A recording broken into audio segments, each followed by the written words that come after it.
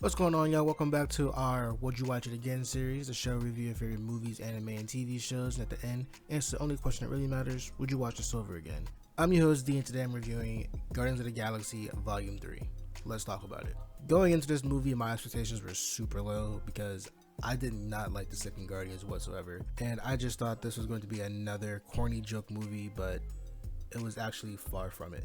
From the very beginning, I knew the tone of this movie was going to be drastically different by the way Adam showed up and just started breaking bones and decapitating people. One of the most refreshing aspects of this film is its serious tone. The previous Guardians films were well known for their lighthearted humor and witty one-liners, which while is somewhat entertaining, sometimes took away from the emotional weight of the story. However, in Volume 3, it takes a more mature approach, balancing humor with meaningful character development and thought-provoking narratives. I think Volume 3 does a really good job of capturing the depth of the characters. The film delves into deep-rooted traumas and vulnerabilities of each of the Guardians, exploring their fears, regrets, and past mistakes. I really like what they did with Gamora in this movie. Since Endgame, we've been dealing with a different version of Gamora, a past version who just got thrown into the future. So she doesn't know the Guardians at all, and she's also been off doing her own thing. They actually made her a likable character in this movie and not just the love interest of Peter Quill.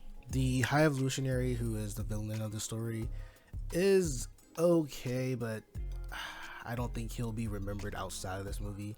I put him in the same category as Ronan the Accuser. You know, cool name, cool villain, but that's really about it. One character I feel that was super wasted in this film was Adam Warlock, who's played by Will Poulter, who does a really good job, and I would have loved to see more of him in the film, but I feel like they just put him in the movie because he had that one post-credit scene in the last movie. He has maybe like a total of 10 minutes of screen time, and he's mostly turned into a joke besides some of his fight scenes. Speaking of fight scenes, the action in this film really impressed me. It's nothing like we got in the previous films, and it looked like the choreograph just took a whole different approach. It's greatly appreciated. It surprised me that the special effects in this movie are actually pretty good compared to previous films that came out this year and last. I think it fits the story kind of perfectly. I'm never taken out of the immersion of the movie because of bad CGI. Final thoughts? So would I watch Guardians of the Galaxy Volume 3 again? Yeah, I found it pretty entertaining and also really fucking sad.